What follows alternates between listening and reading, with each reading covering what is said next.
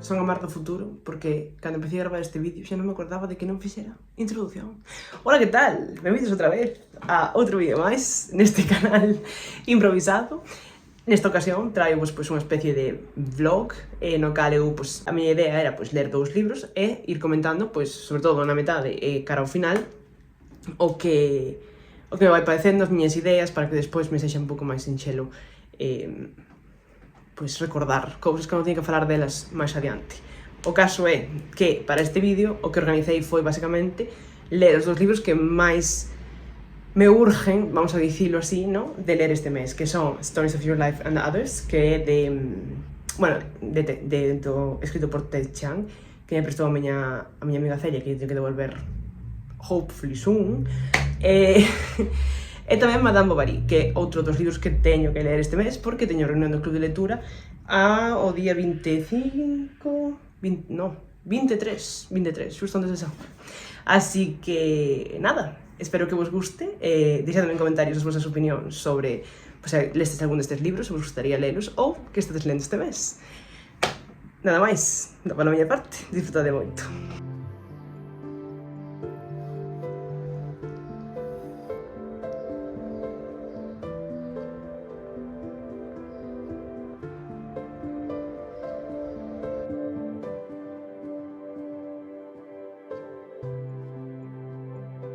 Hoxe pola mañá lín 30 páxinas de Stories of Your Life and Others, de Ted Chiang, e a verdad é que me está gustando bastante. Como dixen, isto é un compendio de historias cortas, a primeira chamase A Torre de Babilonia. Esta historia, pois, sigue ao protagonista que se chama Hilalum, e Hilalum é un mineiro doutra región ao que chaman para ir a traballar nesta torre, non? Esta torre xa é extremadamente alta, levan a construindo durante 100 anos, e agora, pois, os babilonios buscan axuda fora, porque pois, necesitan profesionais en cousas que eles non teñen, ou xa os teñen todos traballando na torre, non? Chaman a Hilalum e ao seu equipo de mineiros, e tamén chaman os egipcios, que son canteiros de granito. E parece ser como que a torre xa está chegando, o que aquí chaman The Vault of Heaven, que creo que é, pois, bueno, eu imagínome na miña cabeza que é como pois como unha cúpula, pero inversa, ¿no?, de pedra. Aquí, pois, teñen que minar a cúpula para arriba, ¿no? O gran medo que teñen é que a llave le parezca mal, que estean entrando por la fuerza en su casa, lo cual me parece una cosa a tener en cuenta, ¿no? É unha cosa lógica, un miedo nada irracional. E teñen medo de que o picar acaben como unha especie de encoro e lles vai outra vez outro diluvio universal, porque xa tiveron aí atrás, o que todos coñecemos, Noé e todo isto, non? Hai xente que traballa ali que está realmente agobiada polo feito de que non vai a ser que estemos picando e piquemos non coro ese e de repente unleashing hell on earth, non? E además a Hilalum, que é o prota, non está de todo seguro de que eso sea unha boa cousa, non? En plan, o feito de que a xente ascenda tan alto, porque como ese deseo que ten a xente de querer máis e máis, de ver máis e máis e máis, ao mellor, a llave non lle parece unha cousa demasiado razonable, non? Pero bueno, de momento foron 30 páxinas, pero moi boas 30 páxinas, e espero acabalo hoxe pola noite. Quería tamén empezar a ler Madame Bovary, pero olvideino en outro sitio, así que non o puiden empezar, pero probablemente vai a ler Madame Bovary e este xuntos, porque se parecen bastante pouco. Me gusta moito ter 2 cousas distintas para ler á vez, porque a veces que me apetece unha cousa e outras veces me apetece outra, non? Así que ese é o plan.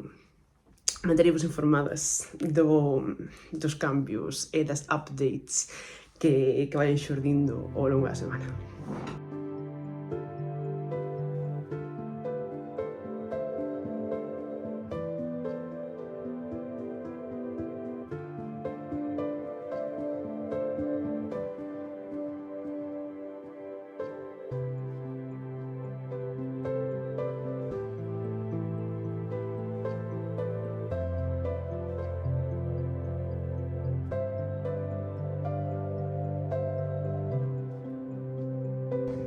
Update, días despois, pero rematei Stories of Your Life and Others, de Ted Chiang. E me encantou. Bueno, xa sabía que me iba a gustar. Pero bueno, a última vez que falei desto foi hai como 4 ou 5 días que acababa de empezar. Pero ao final enganchei, entre unha cousa e outra, tive unha semana chea de viajes en tren. entón, pois lín, sobre todo no tren, de ir e volver e tal, e conseguín rematalo xa. Este libro ten unha cousa que a mí me encanta, que é a intersección entre a ciencia e a religión. E falase moito sobre canto de religión hai na ciencia do futuro, e canto de...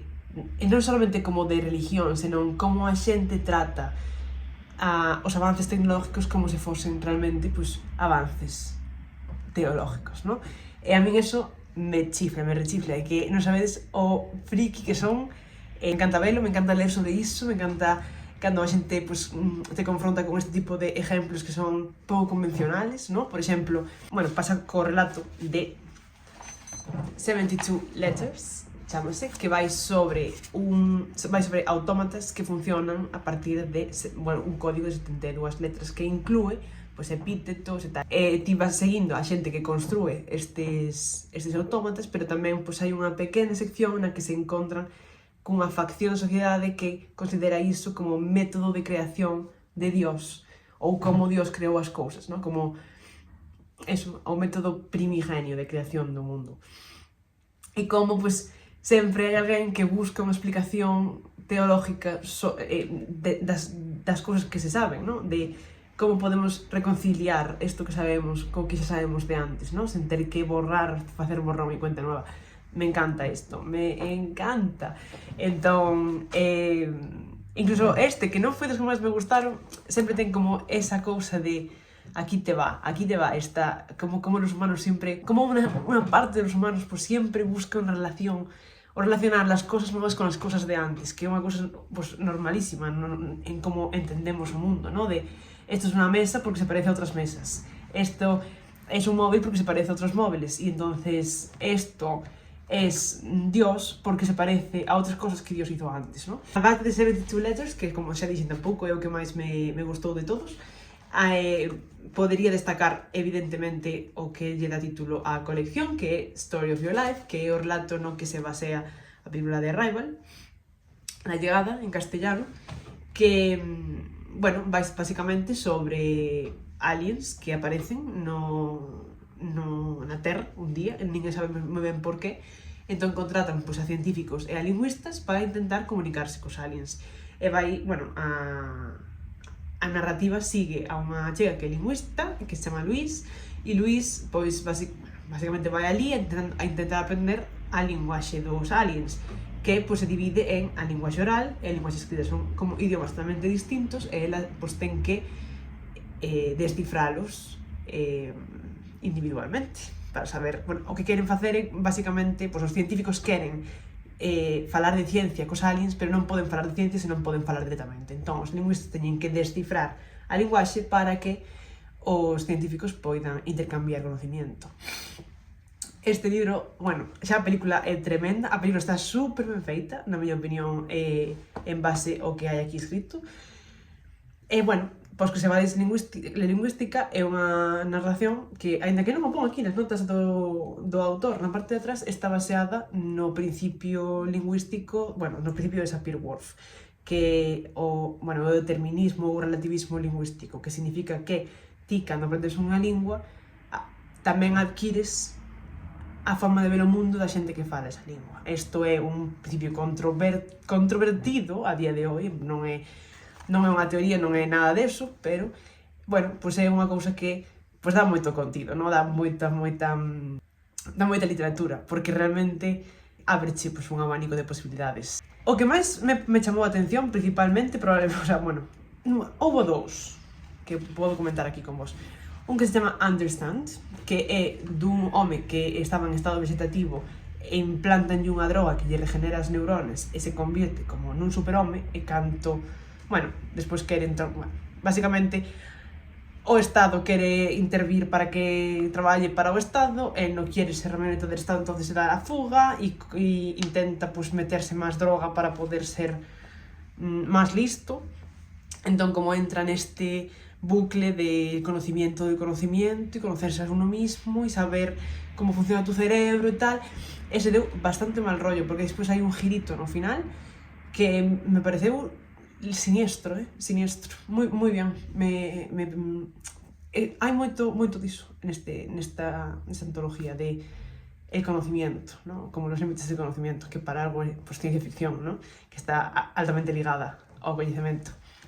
Pues, Understand gustoume moito, e tamén, sendo eu quen son, gustoume moito Hell is the Absence of God, que é a historia de Neil Fisk, que este mundo no que vive Neil Fisk, as aparicións de ángeles son unha cousa pues, super común.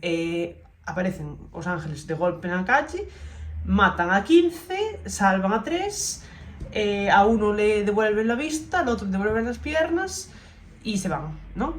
Entón, pues nunha destas visitacións de Los Ángeles morre a muller de Neil. A muller de Neil vai ao ceo porque ela pues, era creyente, era devota e tal, non sei que, pero el, pues, este feito de perder a súa muller desta forma fai que estea, bueno, que o concepto de Dios lle sexa repugnante, ¿no? O que el quere é reconciliarse con Dios para poder subir ao cielo. El sabe que a única maneira que el ten de estar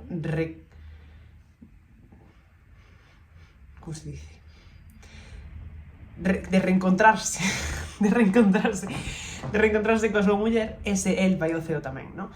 Se disfruto moito lendo estes debates internos sobre a fe, a devoción, non sei, é unha cousa que me chama moito a atención e me gusta moito ler e pensar sobre iso.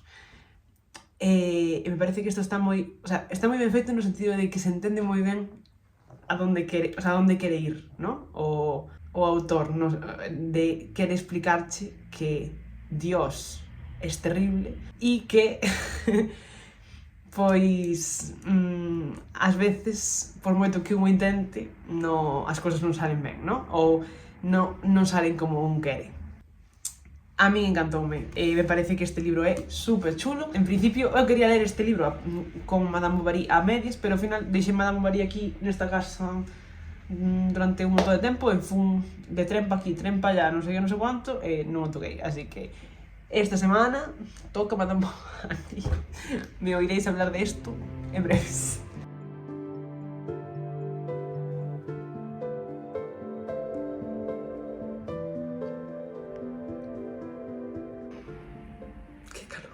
¡Qué calor! Pero bueno, hoxe estou aquí para dicirvos neste día calorosísimo e bochornoso que vou pola metade de Madame Bovary, que empecé a ler hai uns días.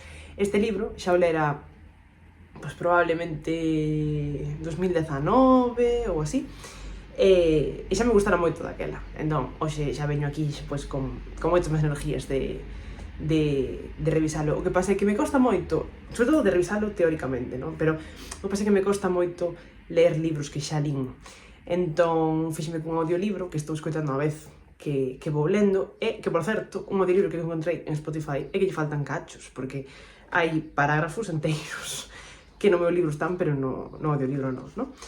Entón, como sempre, versiones, non sei que, non sei cuánto, traducciones, who knows. O que vos veño a contar é un pouco pues, as impresións e os pensamientos da primeira parte de Madame Bovary, que hoxe quedei no capítulo, no que é o meu capítulo 11 de página 254. Mais ou menos quedei donde o pai, Roald, que lles manda unha carta para dicir pois que está encatarrado, tal, non sei que non coñece a súa neta, bla, bla, non? Entón, neste punto, xa pasou todas as cousas que un pensa que van pasar cando se lee Madame Bovary. De feito, eu sempre pensei que este libro era un tanto extraño porque todo o que eu pensaba que iba a pasar, ou o tema da novela que eu pensaba que iba a ser, ocorre nas primeiras 50 páginas. Entón, o resto da novela é, pois, que vamos a hacer ahora con isto, non? Cando eu empecé a ler Madame Bovary a primeira vez, eu sabía que era unha novela, a primeira gran novela del adulterio, non? Da que despois saíron pois, todas as demais. Pero non sabía que iba a suceder tan pronto na novela, non? Sobre todo porque nas primeiras 50, 60, 100 páginas ocorren moitísimas cousas. Preséntasenos a Charles cando era pequeno, como un neno que viña dunha familia sin recursos, que seus pais escolarizaron moi tarde, que lle costaba moito, e como, pois, pouquinho a pouco foi facéndose camiño na sociedade, fíxose médico, casa cunha viuda que o trata fatal, evidentemente.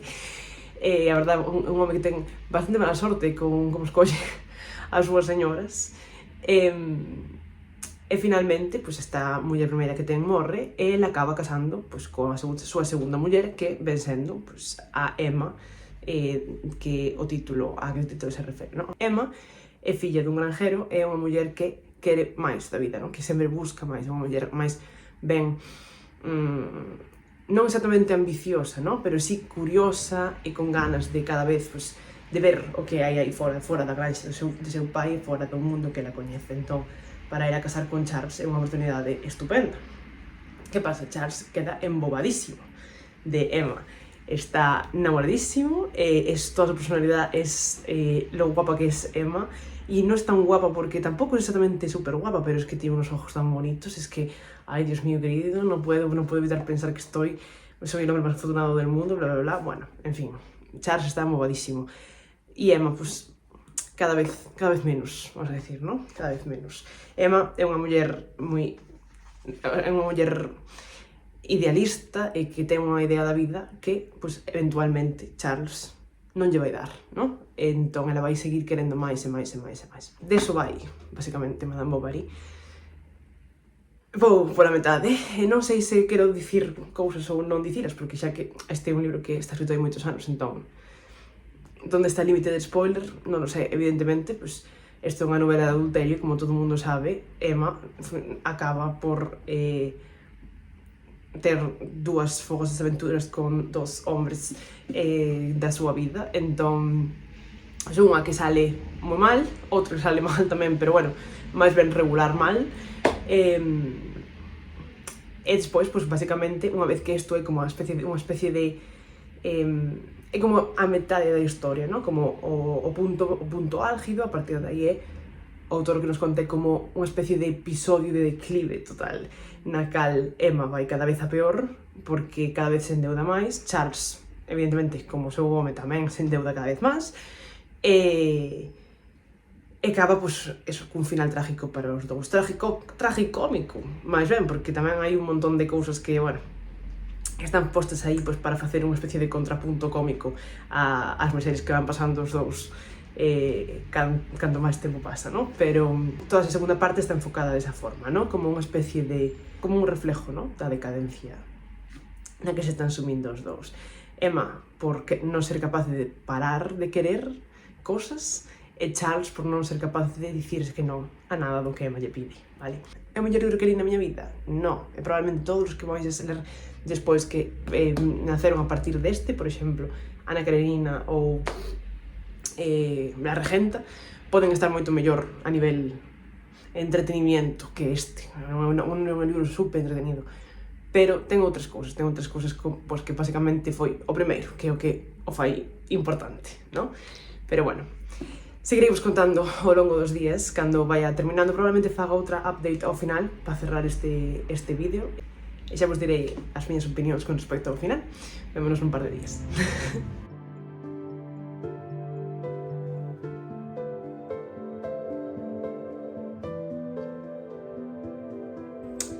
Estou de novo para comentarvos que finalmente rematei Madame Bovary de Gustave Flaubert, e era exactamente como o recordaba, é dicir, chulísimo. A pesar de que ten un final, vamos a chamarlle anticlimático, e sobre todo para os estándares de hoxe en día, non? É un final que é bastante reminiscente de outros libros similares, é dicir, libros que van sobre señoras que intentan saírse da ruta trazada para elas na sociedade da época, non? Estou falando de Fantomina, estou falando de El despertar, de Kate Chopin, estou falando, pois, de relatos dese tipo, que incluso son posteriores a este, pero máis ou menos teñen sempre como ese final no que ti, lector do século XXI, pensas, jolín, pobre, ¿no? Pero bueno, ao final Flaubert quixo escribir este libro para contarnos precisamente esta parte, ¿no? En plan, a segunda parte, a parte do final. A pesar de que me gustou máis a primeira parte, ou que disfrutas máis lendo a primeira parte que a segunda parte, cando rematas, a verdadeira chicha está nesta segunda parte, ¿no? Está desde que as cousas empezan a virse abaixo, hasta pues, que finalmente pues, o libro acaba sen focalizar en ningún dos personajes principales da obra, ¿no? O que fai pues, un efecto canto menos interesante. Toda esta obra estamos seguindo a Emma, estamos seguindo a Charles, estamos vendo como as súas vidas pasan de ser mediocres, a idílicas, a problemáticas e a decadentes, ¿no? E cando acaba o libro, pues non sabemos, bueno, sabemos o que lles pasa aos dous, pero non nos acaba o libro con un comentario acerca deles, ¿no? Acabamos cun comentario acerca do boticario, de feito, o farmacéutico. Entón, o que tamén é, pues, unha forma que ten Flaubert de darche como ese último navajazo, ¿no? De e aún encima isto, ¿no? Esta segunda parte é para min, bueno, é unha parte tragicómica, evidentemente está feita xa como para non solamente para relatar, senón ligeramente para satirizar a clase media en xeral, ¿no? E os valores de clase media, e como se relacionan entre eles. Entón, pois, por exemplo, xa mesmo no papel do boticario, o papel de Charles en todo isto, que é como el tío máis... É que tampouco quero dicir mediocre, porque non é exactamente mediocridade o que Charles representa, pero sí a persoa pues, que non ten máis ambición nin mira máis alá, ¿no? Esta persona, pues, que cando intenta mirar máis alá ou ter unha mínima ambición, as cousas lle salen fatal, ¿no? E por outro lado, pues, está Emma, que está todo o día ou toda a súa vida mirando hacia alá sen ter, pues, un momento na que se centre, ¿no? No que ten diante dos ollos. É difícil falar do final do libro sen dicirvos o que pasa ao final do libro, ¿no? Pero digamos que isto é unha historia trágica e que todas as historias que viñeron despois, pues eso, Ana Karenina, ou La Regenta, ou calquera outra historia que coñezades de a muller desencantada, incluso, pues, Sexo en Nova York hoxe en día, ou Mujeres desesperadas, ¿no? Todas estas narracións de as mulleres dentro dese tedio que buscan máis cousas e buscan máis e ao final todo sale tirando a mal, ¿no? Todo se remonta a este libro, ¿no? Entón creo que é unha obra que merece muitísimo a pena ler. Non é tan larga, de feito o meu libro non ten a letra moi grande, tampouco a ten super chiquita, e ten 400 e poucas páxinas e casi 100 son de introducción. Entón, eu, a verdad, recoméndolo bastante, no sentido de que é un clásico que está escrito en 1856, se non me equivoco, pero se lee moi ben hoxe en día. É dicir, é unha obra que non é densa, non é tediosa, non é nada. O que sí que te sorprende, pois é o que dicía outro día, que o que ti pensas que vai pasar ou do que ti pensas que vai Madame Bovary pasa nas primeiras 80 páxinas. E despois o resto do libro pois vai sobre outras cousas, non? A atención está focalizada en como Emma explora esta situación na que está e como Charles funciona de personaje secundario da súa propia vida, non? Entón, creo que tamén tivo moito éxito en xeral no club de lectura e me gustou moito que fora sí, a última reunión, porque todo o mundo falou bastante, un libro que deu tempo a todo o mundo a ler, entón creo que aproveitamos bastante, se comentaron cosas moi interesantes, sobre todo, pois eso, da obra de Flaubert como en persona, of himself, e do desenvolvemento, cada vez que falo de cousas de técnica, me costa moito dicir en galego, porque eu estudei en inglés, pero do desenvolvemento, pois, por exemplo, das voces narrativas modernas, como, por exemplo, neste caso, que ten bueno, que é unha exploración espectacular do estilo en directo libre. E como, pois, poucos anos antes, todo era juicio de valor, e Flaubert, basicamente, o que fai é explicarche o que hai. Aquí está esta persona, aquí viene esto, entró esta puerta, se abrió esta outra, non sei que, non sei cuánto, e pasó. e nadie se comenta nada, non hai xa este narrador adoctrinante, nin este narrador que cree que necesitas que a xente o sea, necesitas que a voz narrativa te explique que está ben e que está mal, non? E de feito isto se trouxe moitos problemas a Flaubert na súa vida personal. Entón, bueno, foi unha reunión bastante entretida e sobre todo, pois, de como, pois, esta obra tivo que ser así porque está escrita no momento no que foi, non? Pero hoxe en día faríamos curso de outra maneira, pero é un tema que todavía se seguiría explorando, e de feito se sigue explorando en series de televisión continuamente. O personaje arquetipo de Emma sigue aparecendo en series contemporáneas, non? Entón, creo que é bastante entretido ir atrás e ver a onde se remontan estes arquetipos e que nos di sobre a sociedade o feito de que cambiaran tan pouco ou que cambiaran nestas cousas, pero nestas outras non tanto. En fin, que me gustou moito. Gustoume moito ler, sobre todo, este libro nun mes como este que o sea, foi un mes bastante calmadito, que o puiden ler con calma na miña casa, tranquila, e tamén, pois, lero xunto co Stories of Your Life and Others, que vos contei xusto tamén neste blog.